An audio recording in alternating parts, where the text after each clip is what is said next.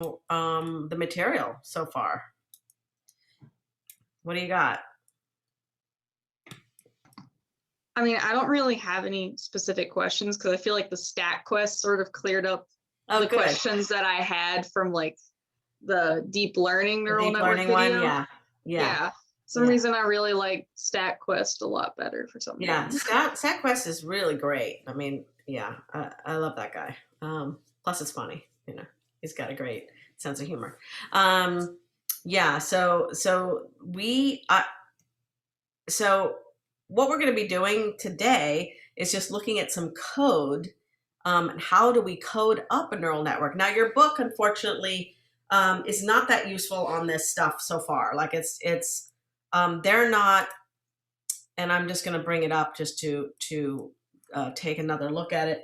They're going a lot of depth on things that I kind of just want you to be able to build a network and use network code, you know, that you can download from somewhere else. There's definitely network code in the book.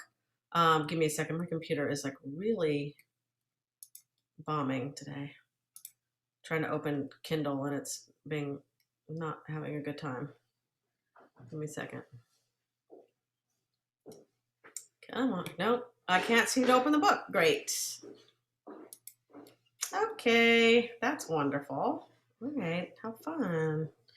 I think like the book is a good resource for this, but actually they go too much in depth right now for us to really delve into that. It certainly should be something that at some point in the future, if you're ever at a job and you're asked to do something that you should delve into. But I want you to be comfortable just being able to read network code, right? And the book that we use is using also like the libraries that we're going to be using, which is TensorForce and Keras. And they're libraries for building neural networks. That's what they're made for. Okay. All right. So let's take a look at, I'm assuming you all pretty much have a pretty decent idea of what a neural network is now. Yeah. There's some math in there that, if you've never taken linear algebra, you don't know how to do things like matrix multiplication. I don't know where you'd ever see that. Maybe you'd see that maybe some calculus classes you might see it in, but I'm not sure. So I think stuff like that is a little harder to understand, but I'll be explaining that. All right, so let's first take a look at a code that is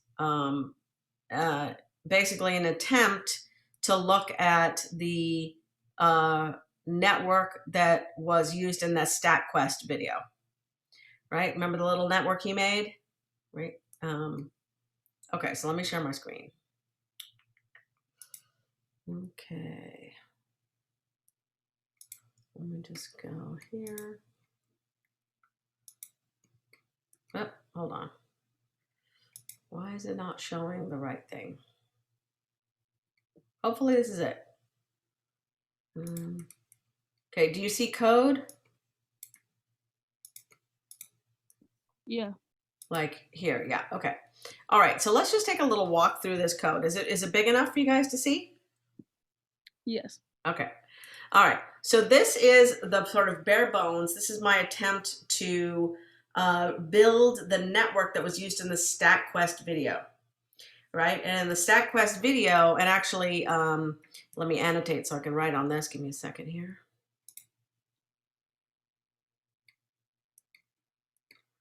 Sometimes, sorry.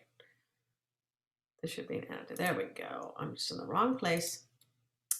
Give me 1 second. Okay. All right. So if you remember, the network for the StatQuest in the StatQuest video was an input node, right? One input node. And this input node was something between 0 and 1, right? So this was like for the dosages, there was like the dosage thing, right? So this was the input, I'll call it X, right? This was the dosage. And it went from 0 to 1. And then there was the efficacy, right?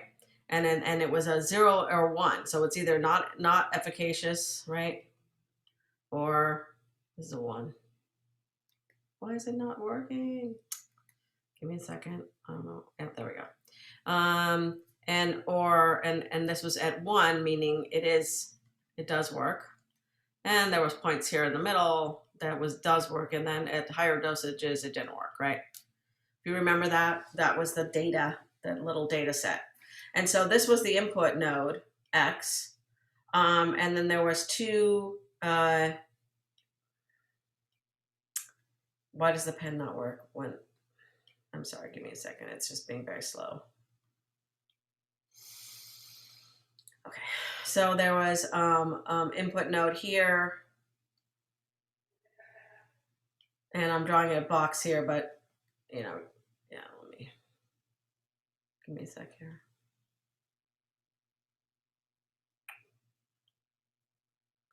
And there's no eraser. Oh, here we go. We gotta erase something here. So sorry, I'm struggling a little bit, guys. I don't know what's going on. Somehow, like, it just doesn't let me do anything. Stop it. I think the system knows it's Friday, so it's yeah, quit. right. It's true. Like when I put the eraser on, every time I try to erase it, it moves this thing in front of me, which I can't do anything about. Okay. So we're gonna. Also, I don't know if but like we can't see you. You can't see me. Can't. I can't. It's just like a black screen. I can't see your face, but I thought that was weird. I thought that was intentional. No, I wasn't sure if it was intentional or not, but it's just like a black screen. Like, yeah. Oh, could you not see me ever? Like, no, in the beginning we could see you, but then when all you right, went to let me check the video settings. I think I can do that here without undoing this. Yep, it just switched cameras on me for some reason. Okay, there we go. Okay. I can see you now. Yay. Sorry, I thought that was intentional. No, it totally wasn't. Explanation. Totally wasn't. Okay.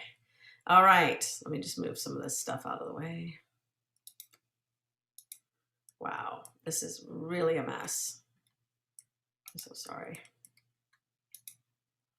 Okay. Can you see my drawings and everything still? Yeah? Yes. Yes. Okay. So this were the two nodes. I want to draw. Please give me my pen back. Okay. And then there was one output node, right? And this was the prediction for efficacy, right? So I'm going to call this E for efficacy. If I can write again, but I can't seem to.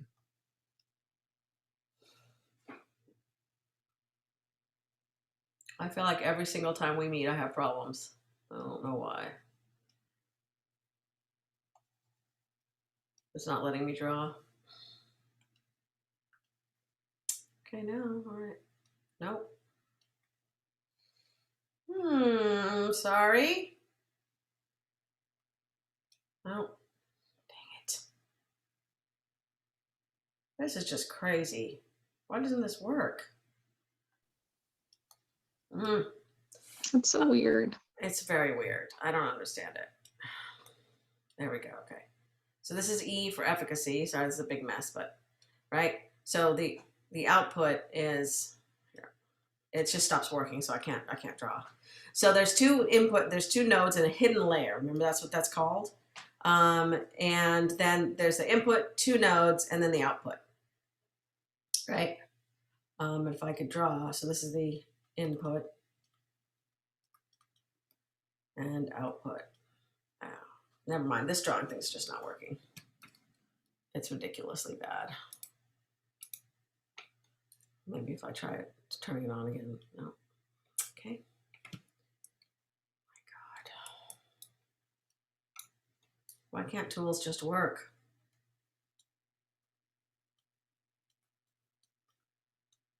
Okay, good. All right. So, all right. So now if we look at the code, this is the code that we're going to use to build this little network. All right. So there is a library called TensorFlow. This is the library for neural networks in Python, right? So the first thing you would always do is import TensorFlow And everyone usually imports it as TF, so you don't have to keep writing TensorFlow over and over again. And of course, NumPy is necessary almost always for everything because you need things like arrays, right? And then Keras is a sub library that is used for building the actual network. So TensorFlow does a lot of the like the training of the network and all these things. And Keras is the thing that allows you to build a network, meaning literally tell it how many nodes do you want in a hidden layer, how many inputs, how many outputs, right? Do you need? And so if we look here, and it depends on who writes the code, but very often you'll see people import Keras, and then they are importing just a piece of it. So for instance, from keras.models, they're importing this thing called sequential, which just means that the neural network is sequential, right, that you want to build. So, and most neural networks are, although there are some that are like making connections. So this is the simplest kind of network right now that we've been looking at in all of our videos so far.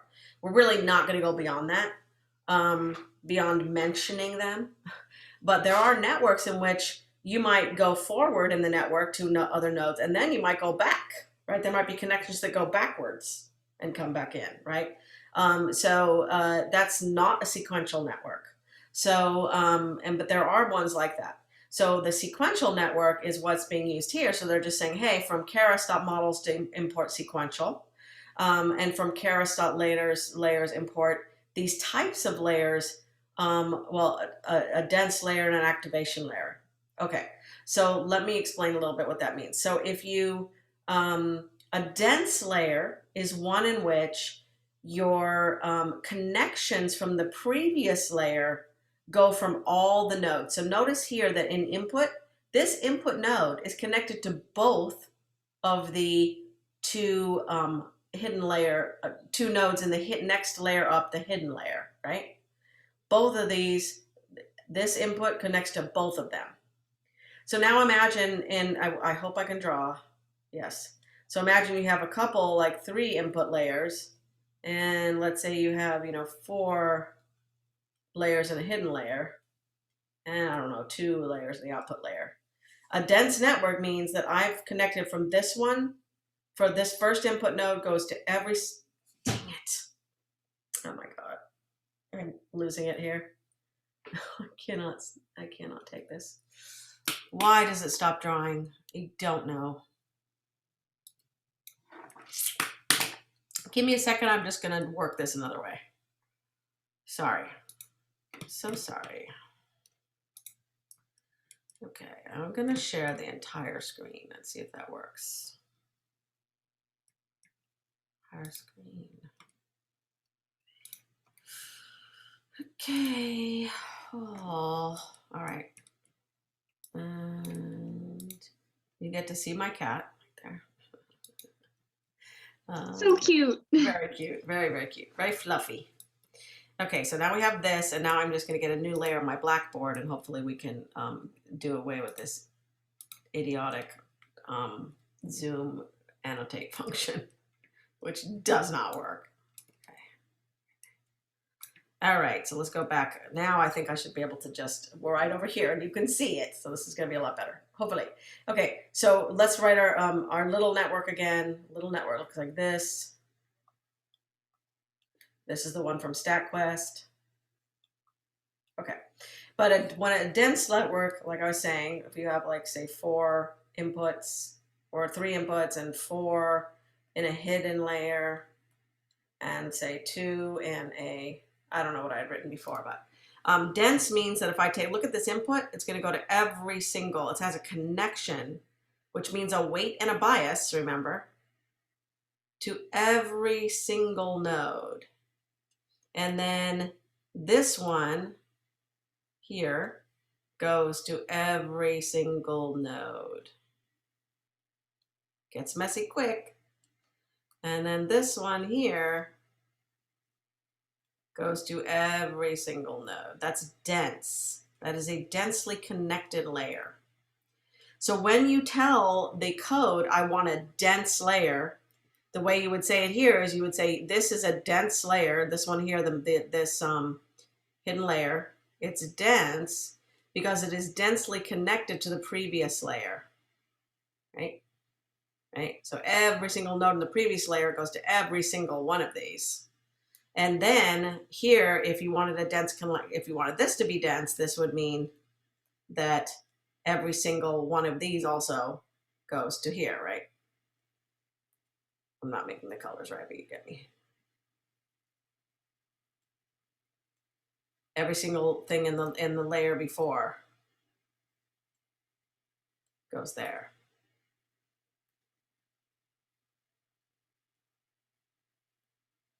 Yeah? So that's what dense means. Is you're densely connected to the previous layer. Okay? So you wouldn't say dense about an input layer because it doesn't have a previous layer, right? Yeah? Okay, so let's just look real quick at, well, let me explain what an activation layer is. So remember in the StatQuest network that there was weights and biases. So I'm coming up here now. So we had some weights and biases. We had, you know, a number that you multiply the input by, right? So this is the input X and this is the efficacy E. And let's say the input here is 0.2, right? 0.2, that's the input. Maybe there was a weight here, W1 is equal to, you know, 0.9 or something, right? You would multiply 0.2 by 0.9, and there might be a bias. Bias 1 is 1.3. And then you would add 1.3. So it would be 0.2 times 0.9 plus 1.3. And that's what would go here in this bubble here, right? In this node would be whatever that is, right? So it would be this thing here. Okay. Now, the other thing that the network that he was explaining in the network was that you don't just put that number in this node. You now use an activation function, and he was using what's called the soft plus activation function. If you remember what the soft plus looked like, I barely remember what it was, but it was something like this, right? Something like that. And then you would say, oh, whatever this number is, someone punch that into the calculator so we can actually use what a number is. I don't want to do that in my head. Punch that in.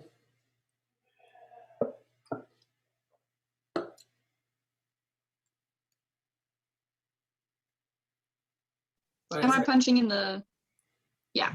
This stuff, yeah. Is that a 1.3? Yeah, it's a 1.3.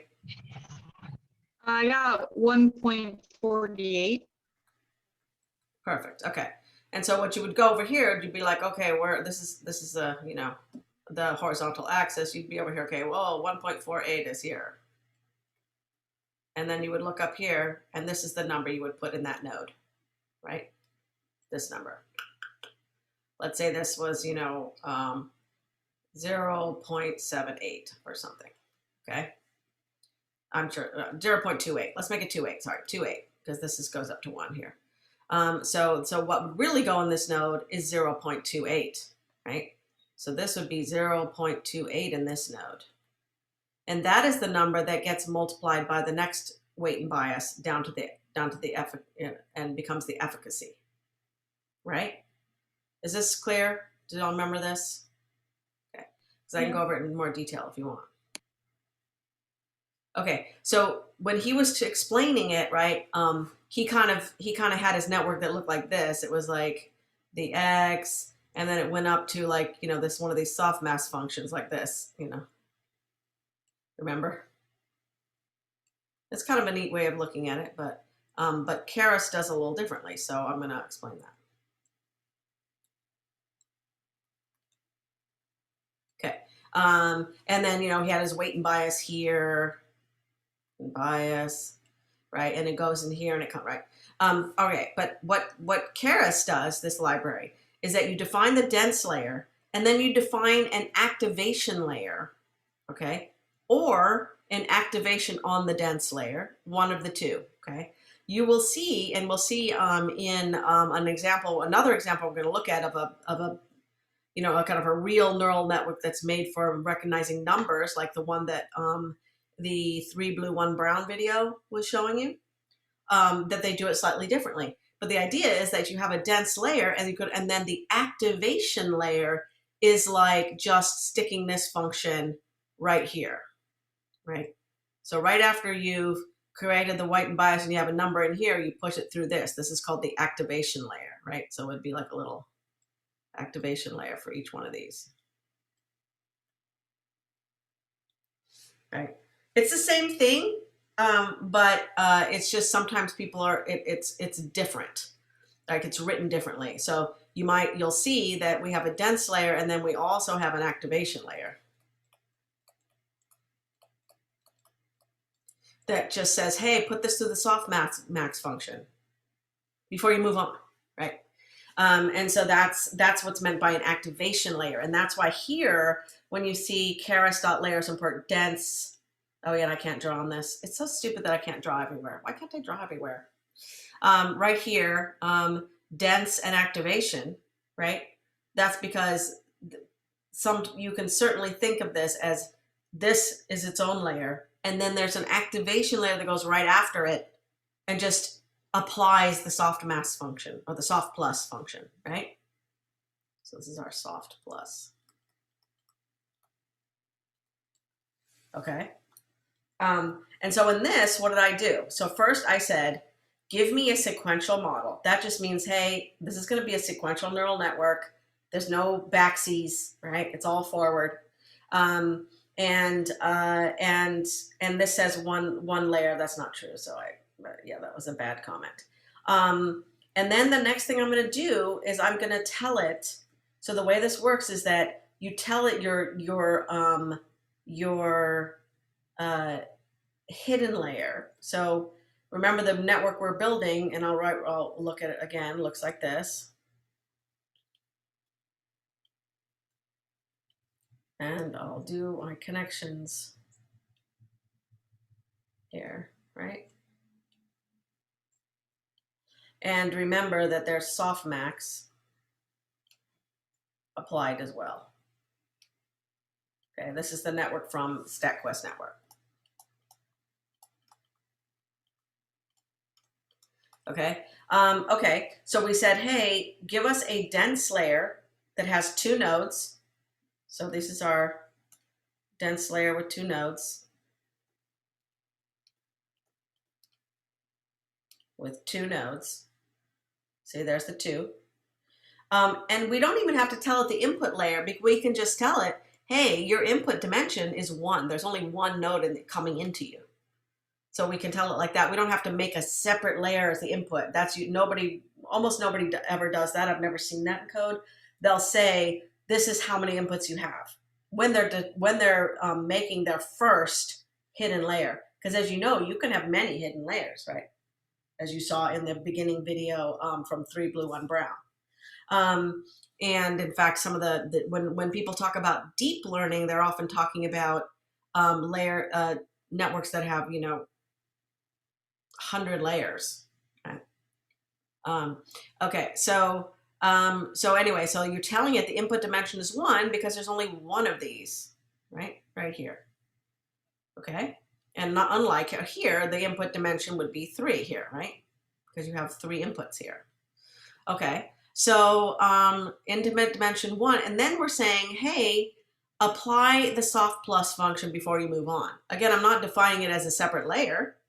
I'm just saying apply the soft plus function after you've done your, your stuff in here and you got your 1.48. Please apply the soft plus function before you go on.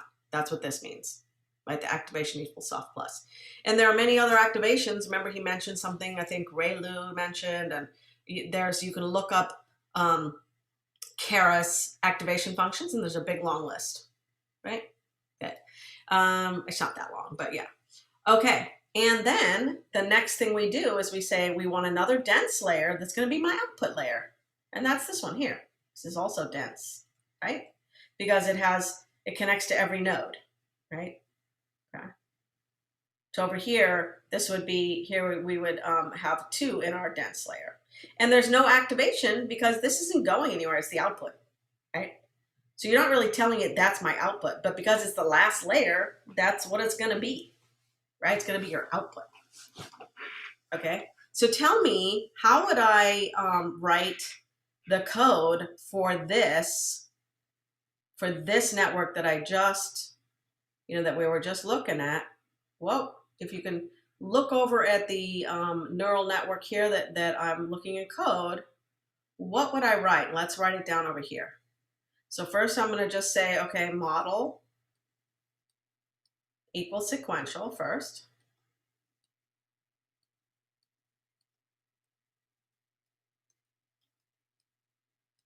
Right? Then the next, what are we going to do? Tell me what to do. Will we do model.add Uh-huh. and then parentheses, wouldn't it be dense parentheses 2? Hmm. Why 2? Or would it be 3? It'd Well, be 3. how many are in our first hidden layer or here? In our what layer? In our first hidden layer. Remember, this is the first hidden layer that you're always putting in first. Sorry, you out. What? Yeah. So that would be 4 then? 4 then, exactly. Okay, Would that be 4? Yep, it would be 4. Uh-huh. So 4, and then what do we put for the input dimension? Would that be 3? Yep. I'm running out of room here, so. And then what are activation? Yeah. Soft plus? Yeah. Sorry, I just want you to know I am listening. I'm just processing it. I'm still No problem. So, but yeah, I'm here. Okay. Yeah, and then we have to close the parentheses and then close the parentheses again. Yeah. And what about our output? Mm-hmm. What do we do next?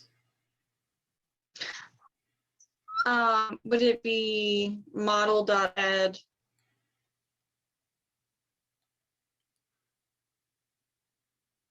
parentheses dense parentheses? Would it be 3? How many outputs? Or 2? Yeah, there you go. Yeah. 2. 2, yeah, and we don't need an activation function. And there we've built this network. Okay, that's built, it's done. And now you just need to fill it with data and do all kinds of stuff, right? But that is how you build a network. Now there's other syntax, which we're gonna see in a little bit in the class, today.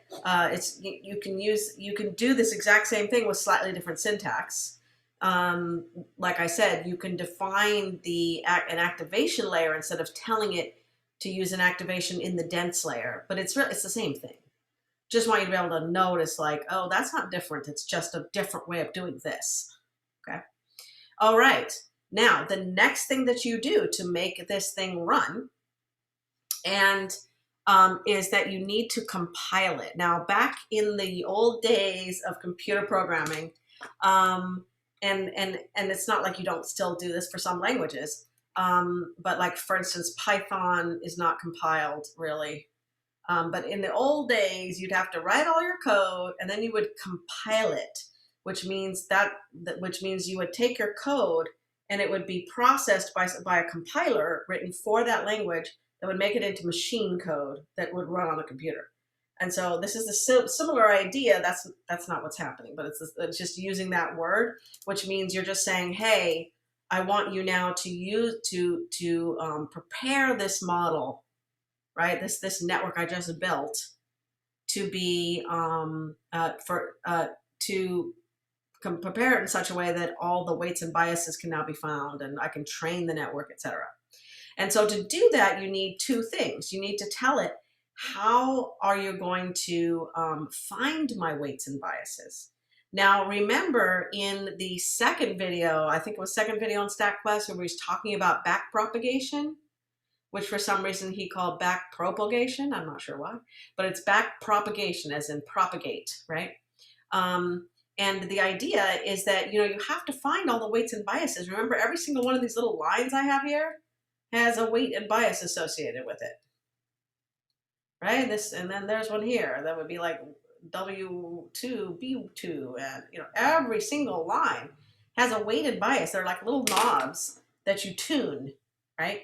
To get to train the network to say get the right efficacy, right? And when the first StatQuest video was showing you was an already trained network, a network that had already been trained on the little data set he was showing you, right?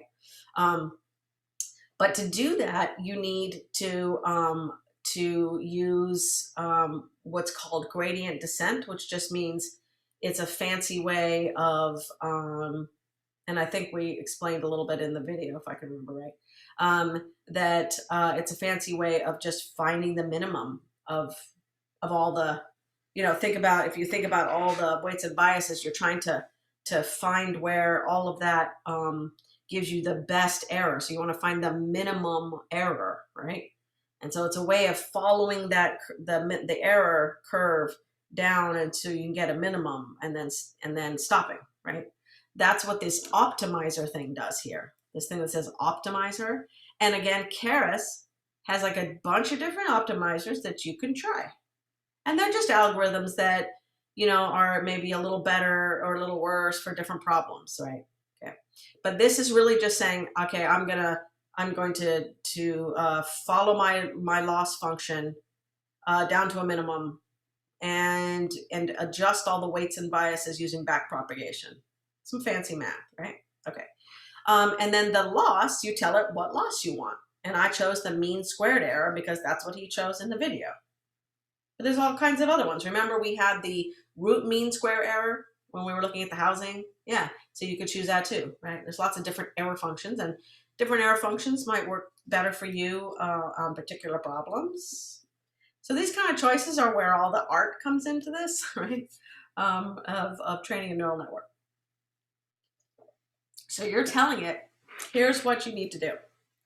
You know, here's the architecture of the network, right? How many hidden layers? Is it densely connected? Is it not? Is there activation? Blah, blah, blah. And then here's the optimizer I want you to use so you can find all those weights and biases. And here's the error I want you to look at when you're doing it. And then we just have a little model summary, which is kind of nice. It tells you all the things that you just put in. And so there's a dense layer and an activation layer. So you notice that its activation it really thinks of it as a layer, right? So the activation we put on, it kind of thinks of it like this little layer, right, that we connect to, right? We will connect there. So that's internally what it's thinking about. And then the number of parameters for each one, right? How many parameters is my optimizer going to have to find? So let's see if we can understand this for our little tiny network. Okay, so for this densely connected network here, densely connected layer, sorry, here that has 2 nodes, right? Dense 2, right? Here's the shape, it's 2 nodes. I can't draw over here, so sorry about that. The number of parameters is 4 because it's weight 1, bias 1, and weight 2, bias 2, right? 4 parameters it has to tune. Right? The activation layer doesn't have any parameters because all it does is just, you know, go through this activation before it goes out to here, right? Right? So you can think of it as going through the activation before it goes to there, right? Yeah. And just like on the network that was in StatQuest when he was explaining, he said, oh yeah, remember there was a weight here and a weight here. And then there was 1 bias. Oh, that shouldn't be 2. It should be 3 and 4. And then there was 1 bias, right? So there was 1 bias right here, right before it went through. Once it was here, there was a bias added. So it's a little different. And when you go into your last layer, there's only 1 bias. So if you don't remember that, go back to the StatQuest video. There was only 1 thing that was added at the end. So that's why there's only 3 here. So this would be bias 3. Sorry, bias 3. Right, that's why there's only 3 parameters here in this output layer. So altogether, there's 4 parameters that need, tuning by this, by this back propagation and gradient descent algorithm that's in this Adamax actually. That's what it's called, Adamax. And that have to be done by this algorithm. Now, full disclosure, I wrote this trying to recreate the StatQuest network, and I kind of failed, honestly. So I'm not sure why I failed. One is he doesn't tell me, because I don't think he's using Keras and TensorFlow in his code, from what I could garner, from comments and stuff. He's using some other kind of code to write this. So I don't know what he's using for his optimizer at all. I know he's using Soft Plus. I know the architecture of his network, and I know he's using the mean squared error as far as I can tell, right? That's what he said, right? Mean squared. But I don't know what else he's doing. I'm pretty sure this is the only thing that could be different. And I just don't know. So what I mean by failed is that when I tried to train the network, it takes a very long time to train it. Maybe that's okay. Maybe I'm using an optimizer that is very, very different from his, and I can't tell because he never tells us, right? So the next thing that we do is, of course, give it data, give it training data, and let it go and try it, and let the Adamax or whatever he was using try to do all that back propagation to get those weights and biases good, so the predictions are good, right? And so here's what we do. So here's the data that and I could be using slightly different data than he is, because all I did was look at his little plot thing, right? He had that little plot that was like this, and try to just glean what he was doing, right? Which seems simple. So hopefully I was, not too off, but yeah, I don't know, right? So I put in data, and here's the data I put in. Data was, I made an array, right? Because input to it has to be an array, a NumPy array, which we know about. And I said, okay, the X values are 0, 0.1, 0.2, 0.3, to 0.9. I didn't include 1 for some reason, but, and then the efficacies, the Y's here, right? So this is X was, dosage, and Y equals efficacy, right? And so here you can see I put 0, 0, 0, 0, 1, 1, 1, 0, 0, 0, right? Just kind of looked at his plot and made this up. So I could be doing that really wrong, right? I don't know what exactly he put into his code, right? Because he made a cartoon of his data. He could have put in a lot more data than this, right? But I don't know for sure, okay? So I don't know, but it takes a really long time to train. So then what you do after you said, hey, here's my data, okay, is that you put in, you tell the model, now I want you to train, okay? You've already told it the architecture, you've told it the optimizer, you've told it the loss function, and now you're giving it training data and you want it to train. And that's what this is, model.fit. Just like fitting a line, right? It's the same idea, or same, term.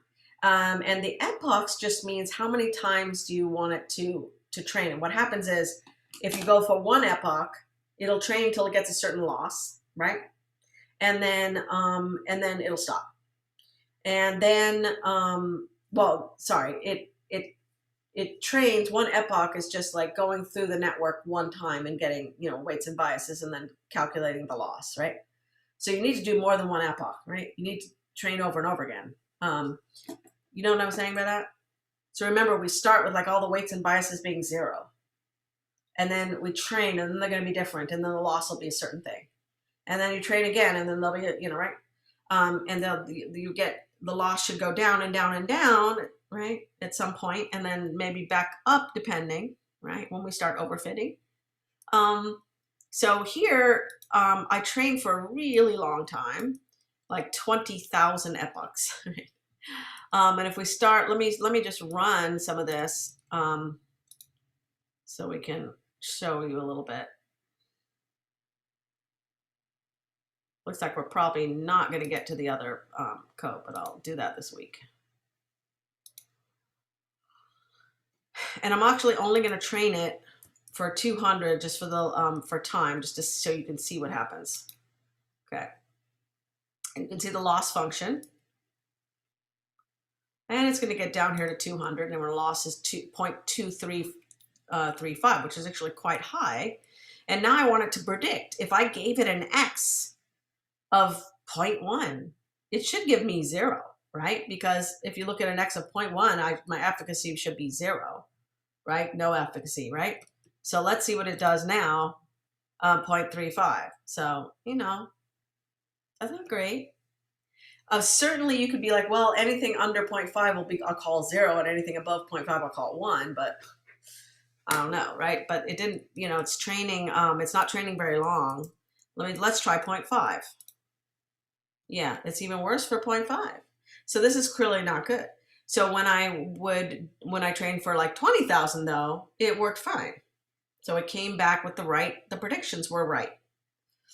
They were close to 1 for in the middle there, and they were close to 0 for the ends, you know, for X equal for over here, they were close to 0, and for over here, they were close to 0, and for over here, they were close to 1. But it took a long time to train. So something is clearly not quite what he had unless he trained for 20,000 epochs.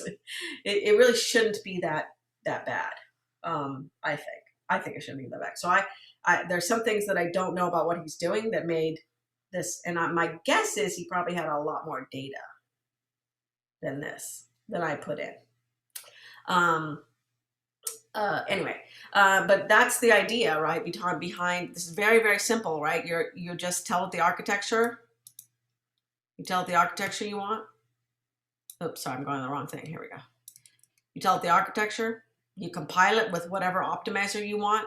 Just choose one and try and see what happens, and the area you want, and then you give it your training data and you run it. Right? And then it's able to predict. Notice what we did. We just said model.predict, and we gave it the X value, and right, we get out what it predicts. Right? So really simple in some sense. Right? Okay. Let's see, we have 5 minutes. I want to take a really quick look at a more complicated piece of code, that does the number recognition. We're just going to take a 5-minute look at it, and then during the week I'll be giving you more details. But let's take a look at it. So this one here is one that I got from these two guys at Stanford, and it's really a nice little simple example of how to use all this. So they're importing TensorFlow STF, and they're Matplotlib for plotting things. And then see here, instead of importing Keras by itself, they're just calling it from tf.keras. Right. So you could import it as Keras, and it's just easier to write down. But anyway, here they're getting the data set. So this nice thing is about TensorForce has a lot of data sets that you can just download. And so this data set is the data set of all these handwritten numbers already digitized for you into these pixel pictures like you see here. So that's really nice. So you can download all that, and that's really great.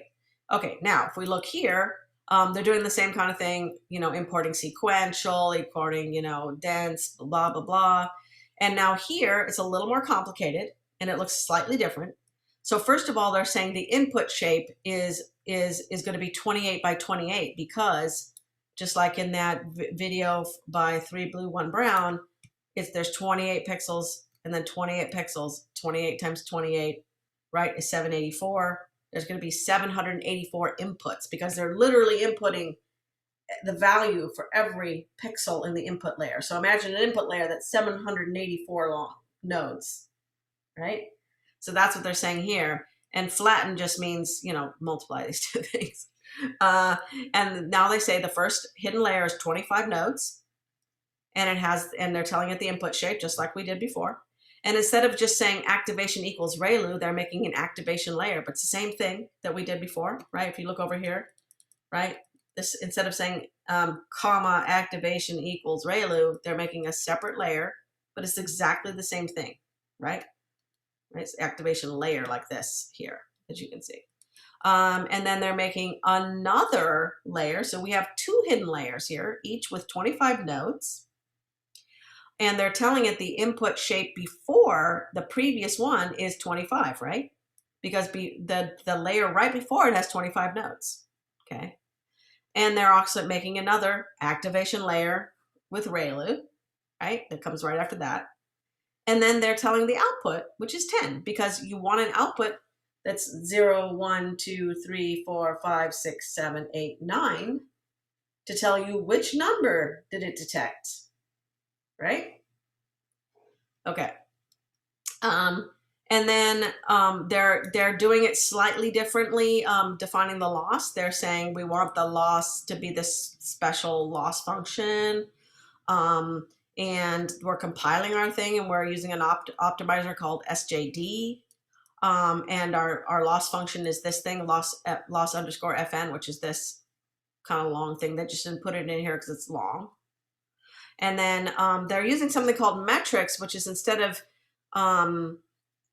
they're using an accuracy metric instead of just looking at the loss function. That's kind of neither here nor there, but think of it as just an extra thing that you're measuring. Okay, and then they're fitting the model with the training data. That's this big data set of all these handwritten numbers. And they're doing it in batches. That's kind of something you don't really need to know, but that makes it faster to do. And they're training it, and then they're doing things like evaluating the model with, the test, I guess the test set. So there's a lot of stuff we're going to sort of dig into here. Okay. Plotting the losses, etc. So we'll be getting into this next week. Okay. For basically a very similar model to what you saw in that 3 blue, 1 brown. Make sense? Okay, cool. All right, well, last week coming up. That's kind of crazy. Yeah, it's a busy one. Right? I bet it is. Yeah. Well, there won't be too much work in this class. Just, looking through this code, maybe writing a little code yourself, just defining networks and stuff like that. Maybe not even running them, but Sweet. yeah? Yeah. Okay. Sounds good to me. All right, great. Sounds good. All right. Thank you. Have a good weekend. Bye, you too. Bye. Bye.